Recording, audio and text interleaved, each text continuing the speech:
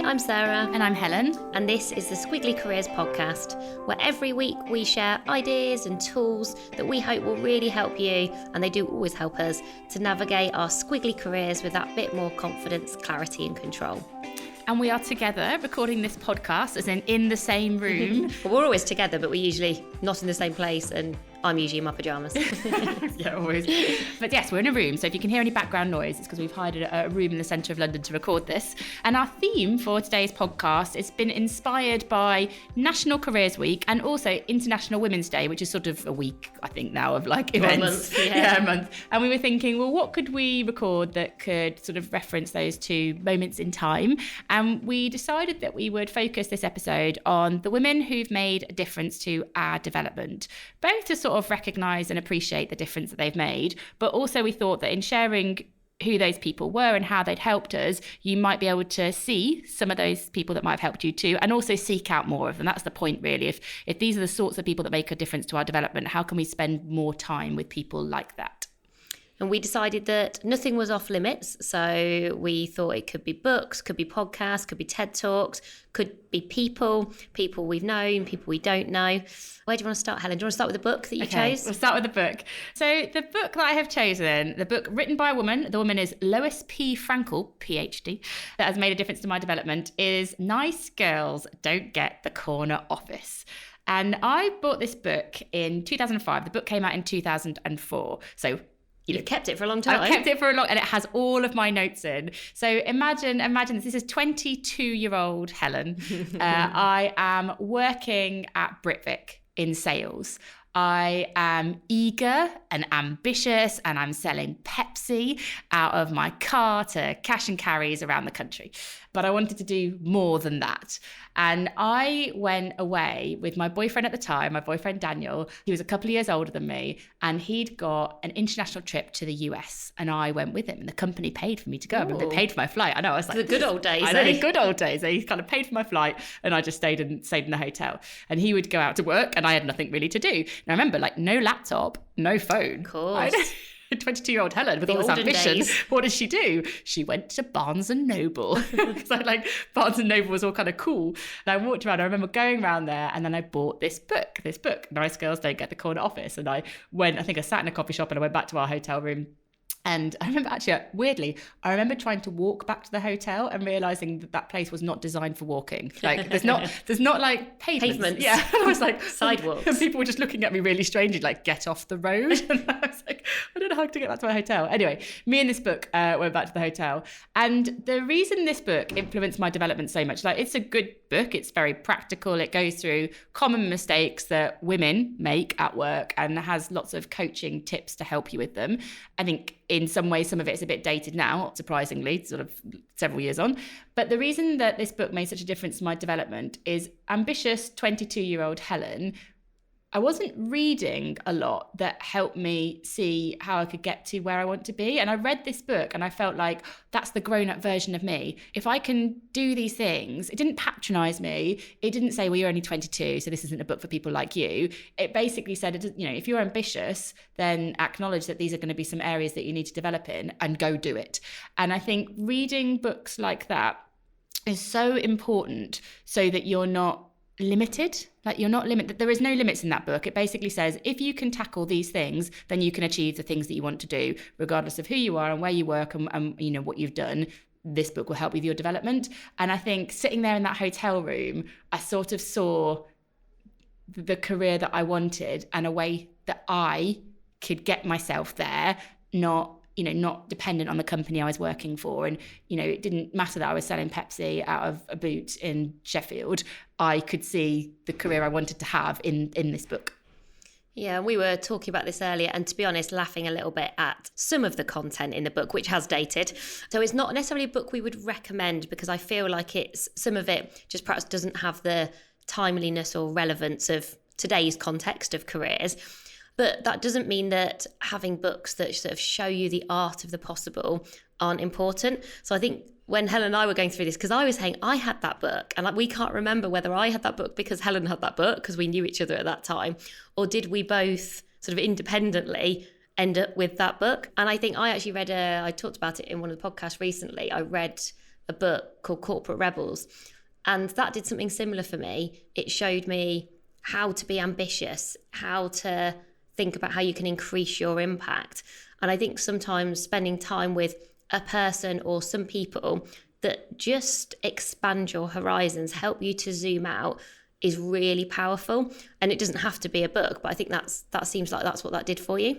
Some of the things that are in here that I kind of ticked off at the time as like, this is an area of focus. We were looking at your notes, weren't we, earlier? Yeah, my notes, like little me. The little test that you did, and the little notes that you wrote. It's quite interesting looking at what you highlight, sort of, all those years ago. But one of the mistakes, for example, couching statements as questions. So rather, do you think I should do this? And Sarah's going, well, yeah, of course. And it's almost like, well, why have you asked the question? Because you probably, if you were more confident, you just say, I'm going to do this. Have you got anything you'd like to add? And it's sort of being more assertive. And then one of the other things that I ticked off as an action item was using touchy-feely language. So touchy-feely language is things like, it feels like we should, I might, you could consider, and then reframing that as kind of more assertive language, which is, I intend to, I would advise you to. And so there is lots in here that is quite useful for your language. I think a newer version of a book which is a similar kind of thing is Sally Helverson, How Women Rise. That's the one that I tend to recommend, and it has lots of common mistakes that women might make and how to sort of reframe them. But I'd still say there's lots in here. One mistake that I think is dated is the don't wear reading glasses around your neck. No, when we read that earlier, we were like, what does that mean? There's a bit about appearance. Some of that stuff hasn't dated well, but there is a lot in here that's still practical and applicable. What about you? I chose a book called Quiet, which is by Susan Cain. And a bit like you, when you read the right book at the right time, it's funny, isn't it? You look back over that book, and I got it off my shelf again, and there's very few books as sort of that have got as many post-it notes or as underlines in as Quiet on my bookshelf. I think I've read it probably 3 or 4 times, maybe not always start to finish, but I do keep coming back to it. And one of the things that Susan Cain says quite early in the book is, if this book does nothing else, I really hope it gives you a newfound sense of entitlement to be yourself. I'll always be grateful for this book because I think that's what this book did for me. And I really like that Susan Cain isn't too simplistic about introversion versus extroversion. She definitely isn't trying to label you or put you in a box. What she is doing is describing some different behaviors and characteristics in terms of how you behave at work and how you show up, and then what that might mean for you in terms of some of your choices. And I think reading it really then impacted almost like how I lived my life, which is quite a big statement to make, isn't it, having read a book? And I think it really helped to set me up for success, and it stopped me comparing myself to some of my peers, to some of the leaders that I worked with who I really admired, but were much more extrovert than me. So I've got a real track record of working for and with some real extroverts. And actually, when you read Quiet, it's not a surprise, because extroverts and introverts make really good teams, because they approach problems and the world in quite a different way. It's not very surprising that I get on really well with some very extroverted people. But I do think early in my career, I definitely fell into the trap of thinking, I need to be like that in order to be successful. And then that does mean you spend too much time pretending, too much time with a persona, and that is exhausting and also very then hard to be consistently at your best. And she introduced me to this one idea, and I think to this day I'm good at doing this, and I'm always proud of my ability to do this idea of your restorative niche, which is just because you are an introvert or just because you're an extrovert, it's not an excuse. So just because I'm an introvert, I can't then say, oh, well, Helen, I'm never going to go to a big event with lots of people I don't know, if that's part of the work that you do. So I would recognise that sometimes doing that is important for the work that we do. But what I would now recognise is what you might put in front and behind that event to make sure that then you can be brilliant at that event, and that you can actually even go as far as to enjoy that event. So making sure that you've got just a bit of time probably by yourself before you walk into that room, making sure that after you've spent time in that room, you're not doing exactly the same thing again. So for me, to restore myself, I now know what that looks like. Spending time by myself, spending time in very small groups, going for some walks, being outside, not being in the same place for too long, which I always find really difficult.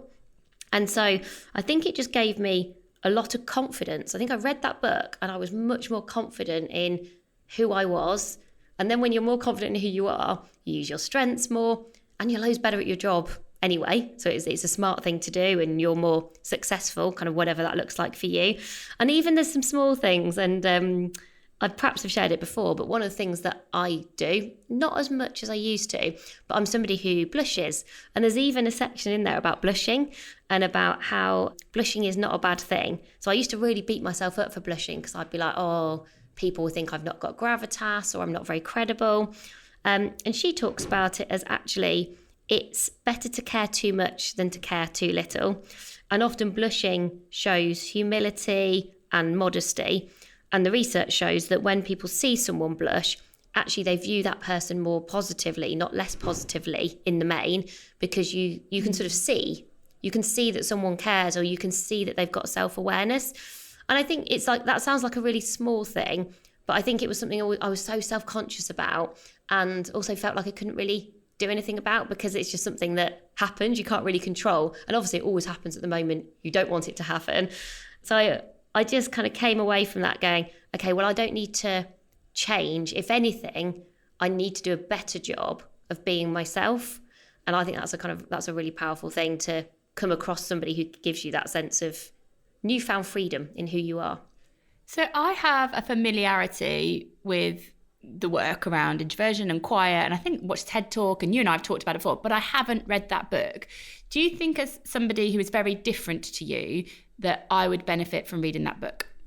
Yes, I think everyone would benefit from reading Quiet, because you might have less aha moments maybe than I had, because you self-identify with some of the things that she describes. But also there are parts of introversion that I don't identify with, that I go, so sometimes introverts are less likely to enjoy public speaking. I enjoy public speaking. It's a really big part of the work that we do.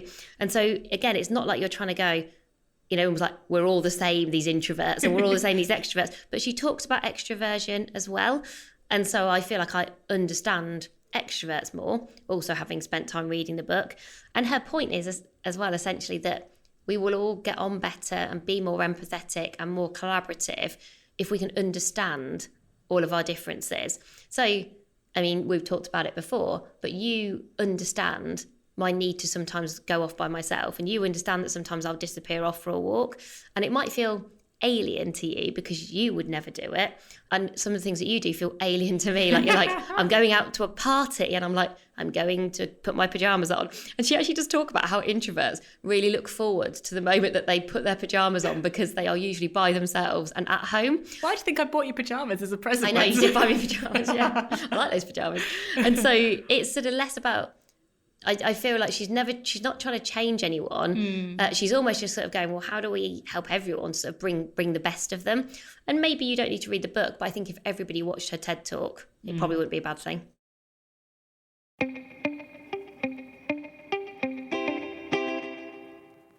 Okay, so shall we move on to another woman who's influenced our work and made a difference to our development? So mine is Elizabeth Gilbert. I love Elizabeth Gilbert. Good choice. Thank you. In particular, the first thing that I saw from her, I'm trying to work out what came first, me reading Eat, Pray, Love, or me watching her TED Talk where she references it, because her TED Talk that I wanted to share with people, because this is my Eat, Pray, Love's a great book, but the TED Talk is amazing. It's from 14 years ago, and it's called Your Elusive Creative Genius, and I love everything about this TED Talk. I've watched it so many times. I love that she rocks up on a stage and she looks like she's just got out of bed. I really love that she's just like got her hair all messy. She's just got kind of comfy clothes on. She's like, take me as I am, because I really, really like the sort of confidence in that. But her words are brilliant. Obviously, she's just amazing at words. So I just listen to her language and I'm like, oh, you use some really good, lovely words in this. But the main premise of the talk, the difference that it made to my development, is she talks about the idea of your kind of creative. It is for this idea of creative, that so the pressure that creative people, whether you're writing or producing a podcast or whatever, I kind of think we're all creative. But the pressure that you put on yourself, that when you've done something good, you kind of got to do better. And I think a lot of people have this, you know, they've succeeded at something, you've got a new job, and it always has to be better and better and better, or you're not doing well at work.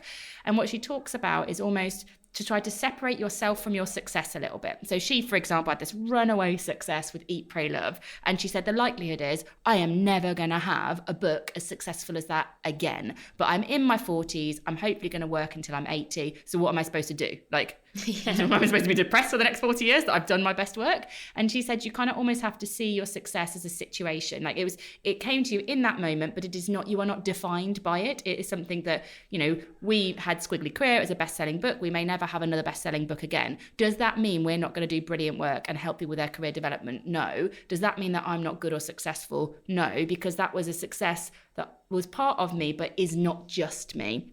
And you watch that talk and, you know, her eloquence and her humility and her humanness, and I'm just sucked in. And do you know what? It makes me want to do more. I watch that and it makes me want to do more, but not for the point of performing or succeeding, just because she sort of gives you permission to go and do stuff just because you like doing it, you like working. Make work about what you enjoy doing, not kind of what work is supposed to be in terms of your success and status and all that kind of stuff. Highly recommend. It's interesting, isn't it, just listening to you, how when you do come across a person or people who have that kind of impact, it has like a really propelling impact. Even just like listening to you, it sort of almost inspires action, whatever that action kind of looks like for you. There's sort of almost a before and after, you know, who you were before you saw that TED Talk and who you are after it. And whenever, and I, you know, I don't remember it all the time, but then I watch it again. Someone will ask me, what's your favourite TED Talk? And I'll rewatch it just to make sure, you know, make sure it's still useful and relevant to me. And every time I watch it, I'm like, oh, I want to go create something. Every time. It is like, it gives me that inspiration, that energy. I'm going to watch it on the way home today. I have watched it, but like a long time ago. It is not one that I've rewatched. So you're now making me think, on the tube on the way home. Oh, do it. I'll watch it again. So I've chosen someone who has multiple TED Talks. She has been on our podcast before and she has books because she needs to put her brilliance in lots of places. And that's Margaret Heffernan.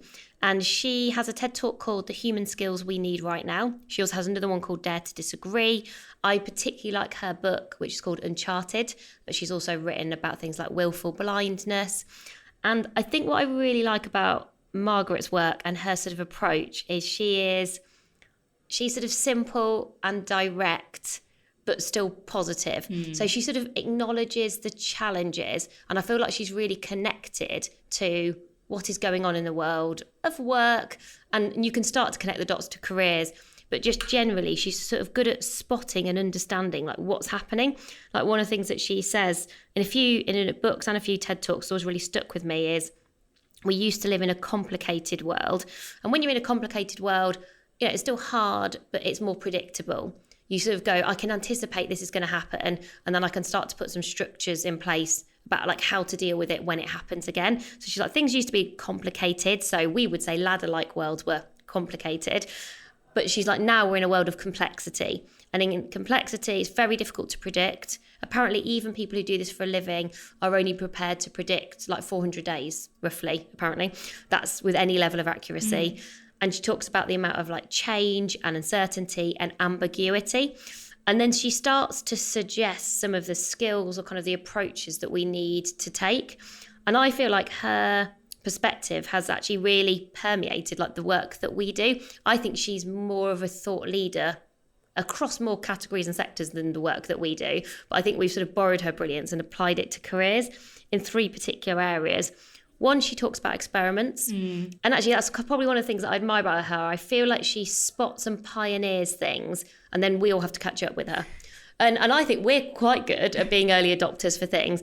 But she was talking about experiments, you know, a long time before we started to talk about it a lot in the last couple of years. But she was kind of way ahead of that. And the importance of, you know, having a hypothesis, knowing it's okay to fail, but being really clear about what those experiments are, things that we've talked about before. She talks about optimism in a lovely way. There is a great quote that we sometimes use from Margaret Heffernan where she says, like, optimists aren't idiots, which I was just really, it was very her. And she talks about they're just better at solving problems, spotting opportunities and asking for help.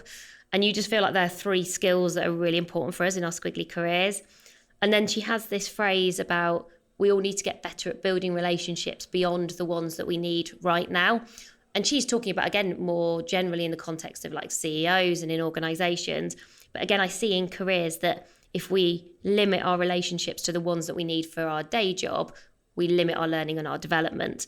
And so I just feel like, you know, when you think every time I spend time with Margaret Heffernan, whether that's the one opportunity I did have to actually talk to her, but whether that's watching her TED Talks, reading a book, you always feel like it's time well spent. You know, your return on investment for that time is always high.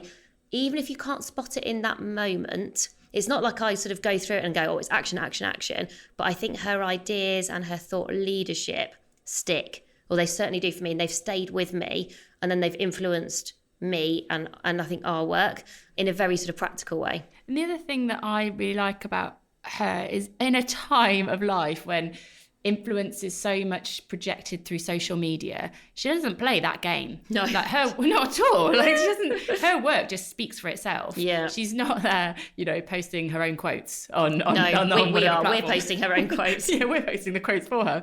But and I just really respect and think, gosh, isn't that the power of brilliant work, that it speaks for itself and other people share it on your behalf? Like, yeah. I remember when I interviewed her for our podcast, and it was lockdown 1 in the UK during COVID, and I was just chatting to her like, you know, like what are you doing? And what she was doing was not promoting her work, which actually she talks about in one of the TED Talks. There will be a pandemic. You know, she actually does. She's like, we know that's true. So she wasn't out there being like, oh, I told you so. What she was doing was collecting food locally and delivering it to grannies in the community, and was setting up some sort of like system so that everybody had got the food that they, you know, like she was almost sort of using her energy in that way.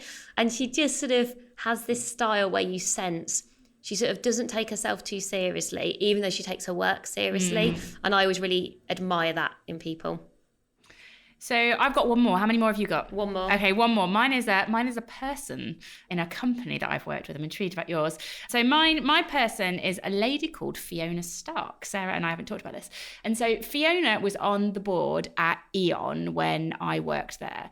And in a kind of hierarchical sense, she was many levels above me. In fact, I think she was probably like my manager's peer, that kind of a thing. So a good couple of levels above me, and not somebody that I would normally have access to. I think she was probably the only woman on the board. She was represented kind of legal and CSR and all lots of things within the role. It wasn't what I was doing at the time, so I wouldn't have really spent time with her, both because of her level and because of her discipline. And manager that I've mentioned many times before, Phil, connected me to her because I think he took my ambition and saw a woman doing well, and he made that connection. I remember that first conversation, and she didn't treat me like a junior person in the organisation. She was curious about my career. She was supportive of my ambition, and I stayed connected to her afterwards. And then when I went to go and be a trustee of a charity, she was on the board of that charity. And she definitely... That's a nice sort of circle of life. A squiggly connection.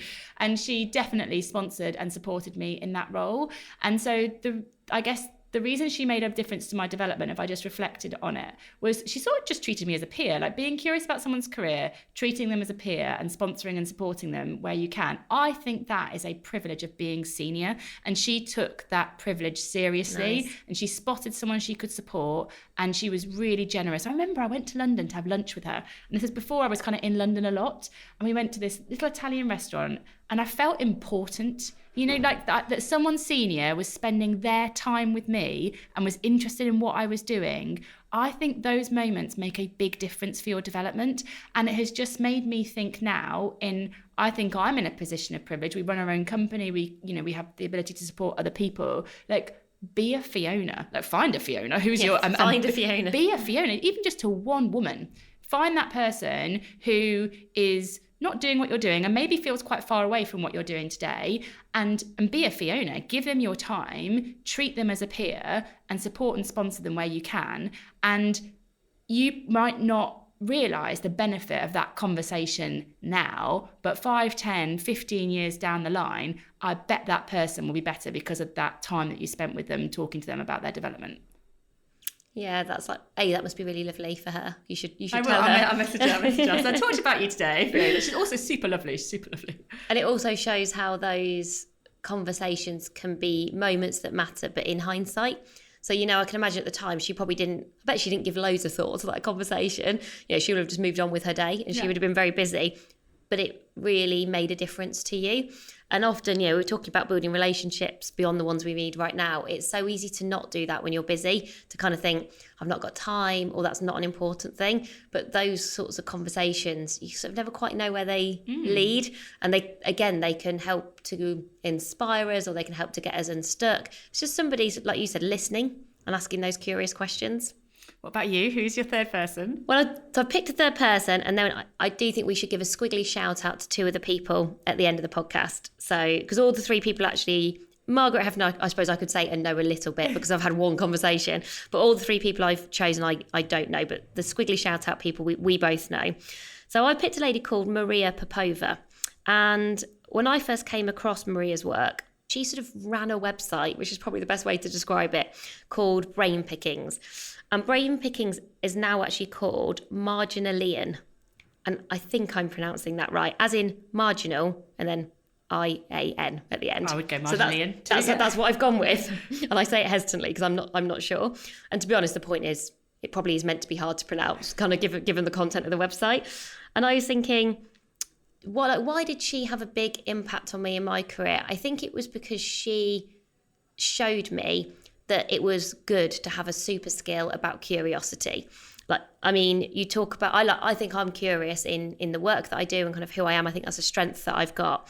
But there are go-to gurus. There's sort of good and then there's good. And I feel like Maria Popova is incredible at sort of collecting dots from so many different places and spaces. She's a sort of the ultimate polymath.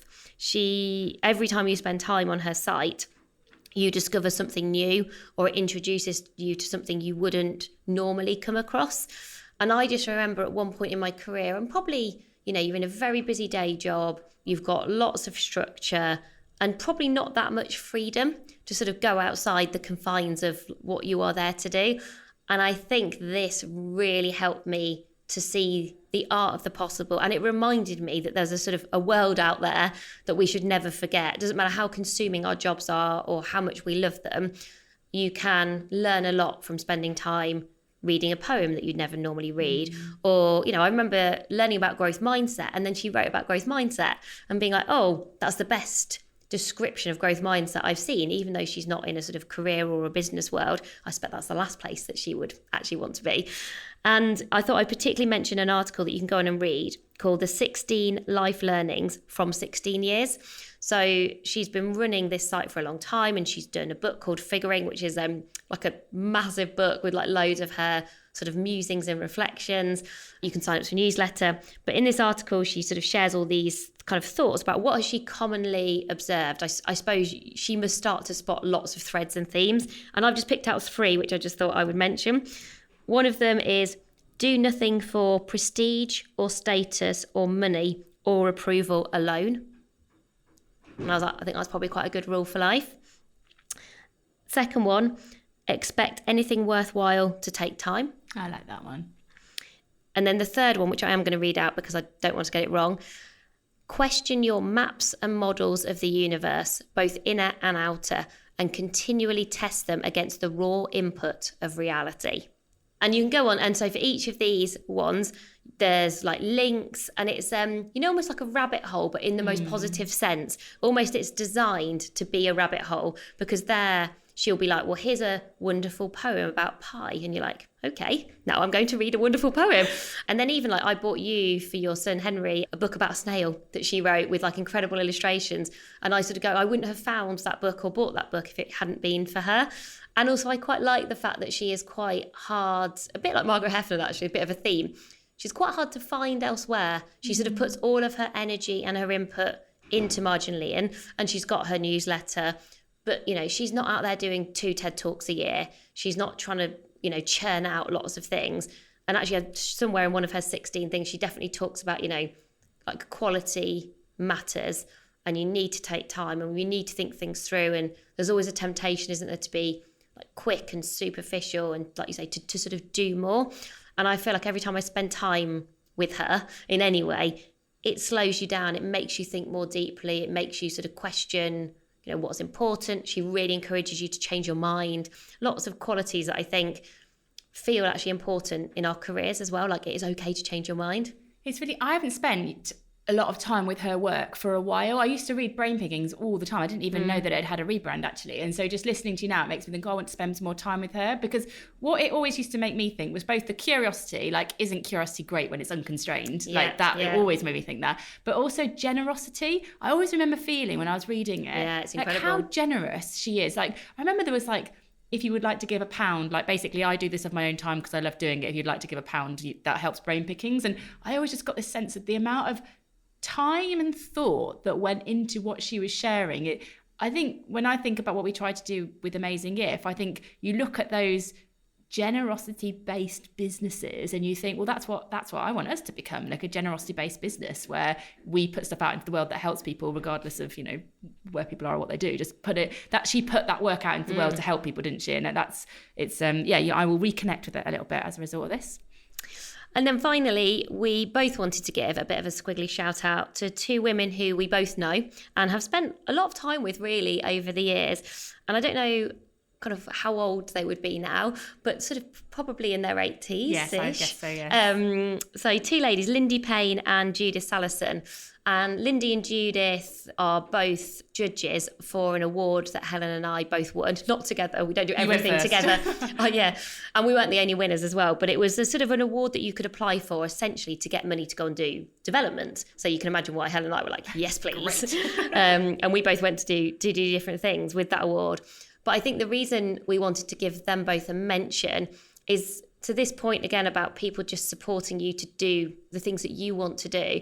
I really remember being interviewed by both of them, and it's incredibly intimidating because you were like, wow, these people have done amazing things. They've also done hard things at a time where it would have been particularly hard to do them. Run companies, built companies when no women were doing that, and probably not in a particularly supportive environment to make those things happen. So their achievements are sort of awe-inspiring. And so you're initially thinking, oh God, I don't deserve to be here. Any sort of imposter syndrome you might have definitely kicks in. And all I ever remember about Lindy and Judith is them just sort of going, well, how could you be even more ambitious?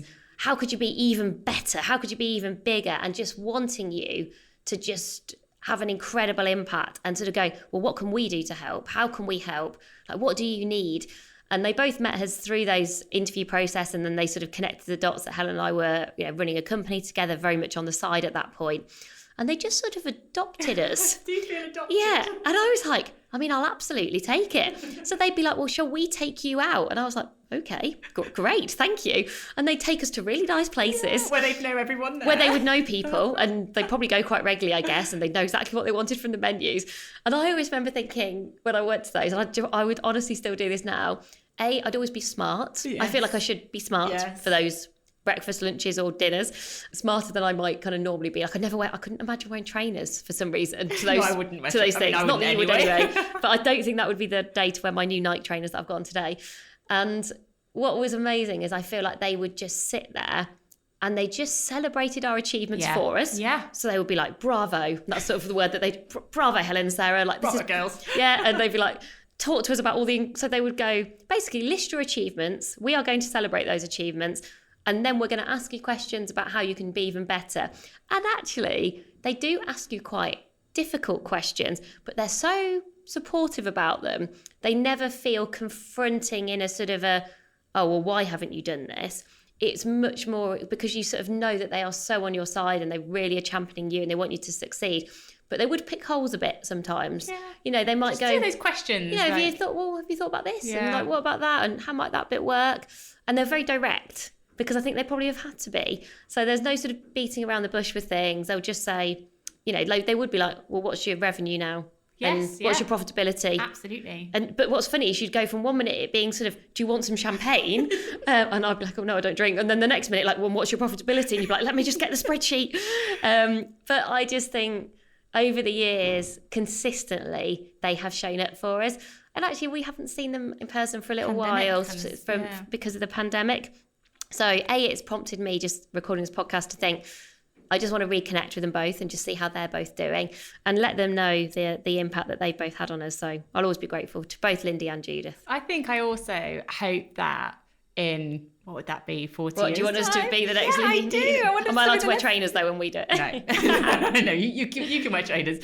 You can wear trainers. But yeah, to be those people that see and support and sponsor them. I mean, we could do that now. We don't need to wait till we're Lindy and Judith, but I just look at the impact that has on us. And it doesn't have to be every month. It doesn't even have to be every year. It's just taking that time and making it all about those people and giving them nothing but support to just encourage what they're already doing. And sometimes we think, well, I do that, the help I give is in solving problems, or it's a very active kind of help.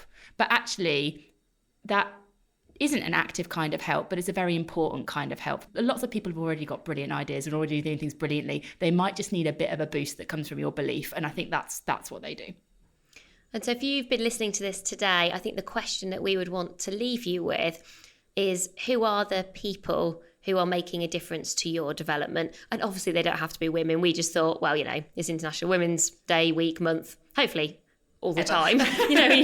Let's hope at one point we don't need it kind of in quite the same way. So it felt quite nice to put that frame on it for today's conversation. But I think always asking yourself that question, us even revisiting it for today really made me think about, well, who's made a difference to me in the past? Who's making a difference for me today? Am I still spending enough time with people who are making a difference to my development? Have I got the right range of people? And also, have I got enough difference? Because actually, I was looking at my bookshelf in preparation for this, and I was thinking, wow, I have got a lot of books by men. I was like, really, it's really stark. I have all of my sort of development-y business books together. And, I reckon 10% of those books are by women. And Quiet by Susan Cain, like I say, transformed my life, so it stands out on that bookshelf. But I probably need to spend a bit more time reading more books by women, especially given that's what we do. Yeah. So I just think just stopping to consider, you don't have to do books. It could be TED Talks, it can just be websites, it can be newsletters. There are so many different ways to learn, but whatever works for you and whoever works for you, just spending some time with people who can propel your squiggly career is just always worth it.